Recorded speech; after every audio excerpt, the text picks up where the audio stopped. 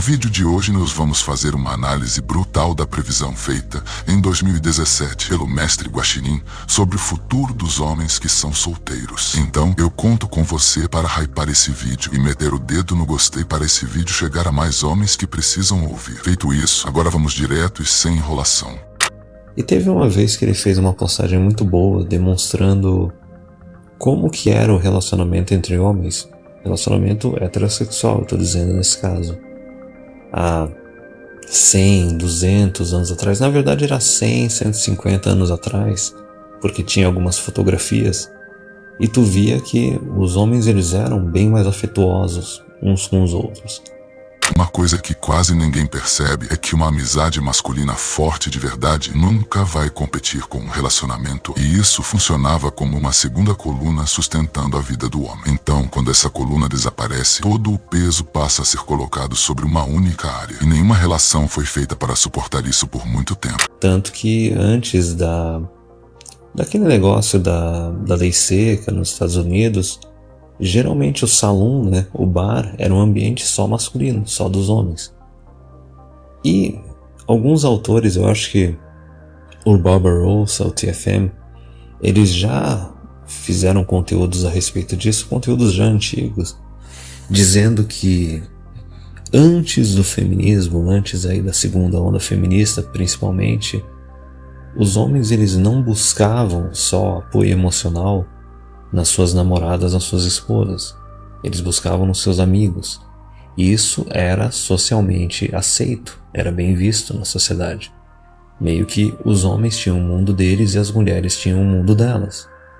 Só que depois do feminismo, não sei por que cargas d'água, talvez até por uma ferramenta de controle intencional ou não intencional, inconsciente, o homem buscar apoio emocional num outro homem, num amigo, isso já é viadagem, já tem que soltar um no homo, já começa as piadinhas de broderagem.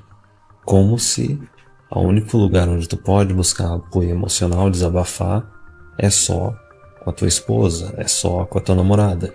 Quando você transforma uma única pessoa na sua única fonte de apoio, conselho, validação e companhia, você cria uma concentração absurda de poder. Não é apenas dependência emocional, é uma centralização completa da sua estabilidade psicológica. E qualquer sistema que concentra todo o peso em um único ponto fica naturalmente mais vulnerável.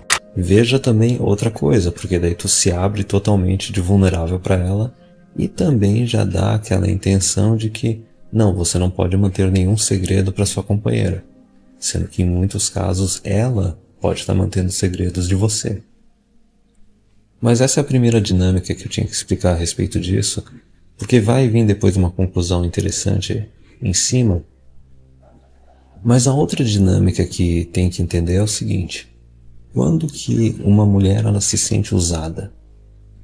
Uma mulher ela se sente usada por um homem quando ela está transando com ele, só que ele em troca não está dando atenção, não está dando validação para ela e não está passando tempo com ela sem estar fazendo sexo.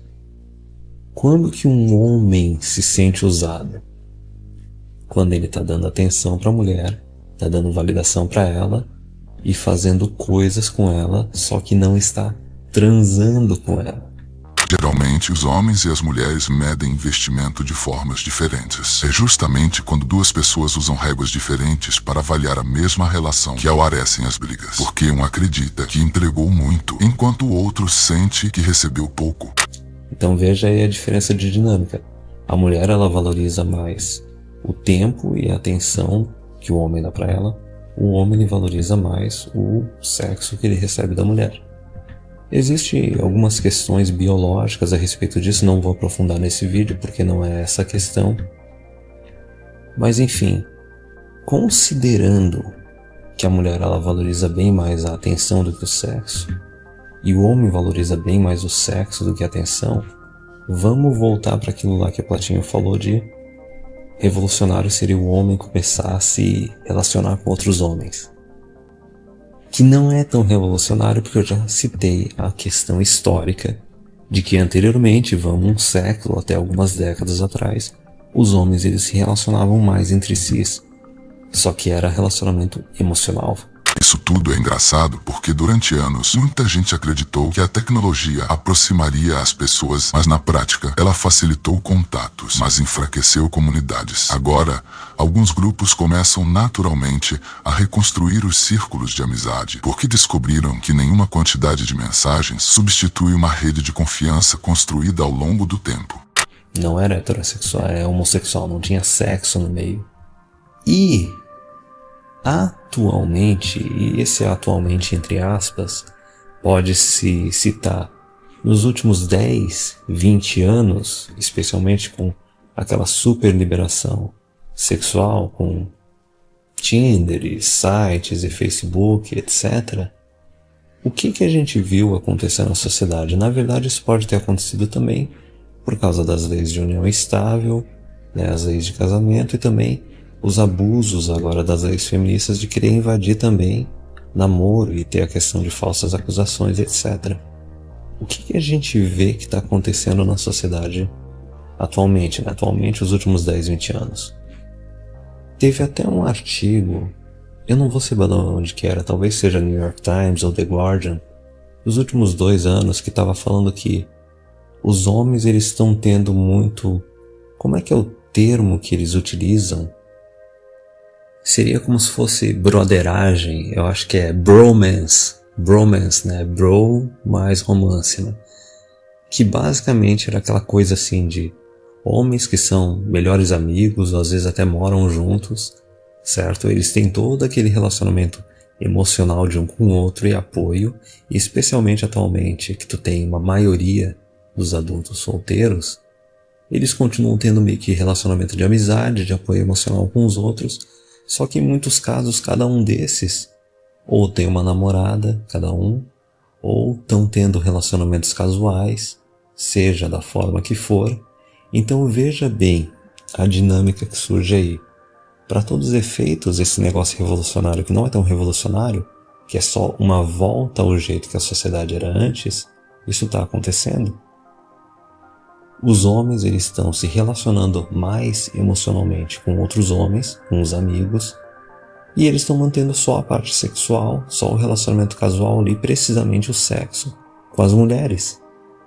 Esse ponto revela uma mudança estrutural interessante. Antigamente, uma única relação concentrava amizade, parceria, convivência, sexo, projetos e família. Mas hoje em dia, essas funções estão cada vez mais distribuídas entre pessoas diferentes. É quase como se a área dos relacionamentos tivesse sido desmontado em várias partes diferentes. E daí veja outra coisa, aquilo que eu falei da dinâmica. O homem ele se sente usado quando ele está dando atenção para uma mulher e passando tempo com ela, mas não está transando com ela. A mulher se sente usada quando o homem não está dando atenção para ela, só que está transando com ela. Então veja essa dinâmica. O homem está dando a atenção emocional dele, recebendo e dando apoio para os amigos, e para a mulher só sobra o sexo. Então, não fica muito difícil de identificar por que a mulherada está mais histérica, por que a mulherada está mais infeliz, por causa daquela dinâmica. O que está sobrando para elas é justamente aquilo que elas não valorizam tanto. Então, sem broderagem, sem viadagem, sem necessidade de no homo, é basicamente isso. Relacionamento emocional entre os homens com no mundo deles, as mulheres no mundo delas, e as mulheres elas estão recebendo só o sexo, que não é aquilo que elas valorizam tanto. E se for voltar um século atrás, ok, os homens tinham o mundo deles, as mulheres tinham o mundo delas, só que a maioria dos adultos estavam casadas. Então, por mais que a mulher não estivesse recebendo tanta atenção, estivesse recebendo só o sexo, ela ainda estava recebendo a proteção e a provisão. Não se pode falar o mesmo das mulheres da situação atual.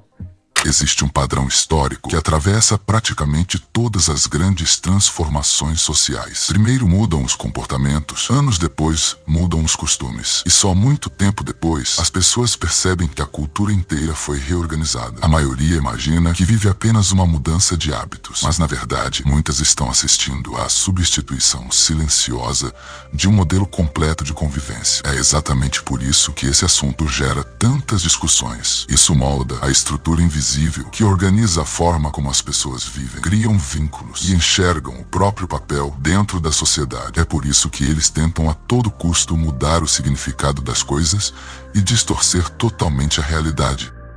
E daí, novamente, nesse caso de quem que é a culpa, a gente já sabe. A culpa são das leis feministas, a culpa é da vara de família, leis de casamento, divórcio, etc. E agora também todas essas falsas acusações. E a culpa também é das mulheres que apoiam diretamente ou indiretamente, admitindo ou não admitindo essas leis, e também colaboram com essa cultura.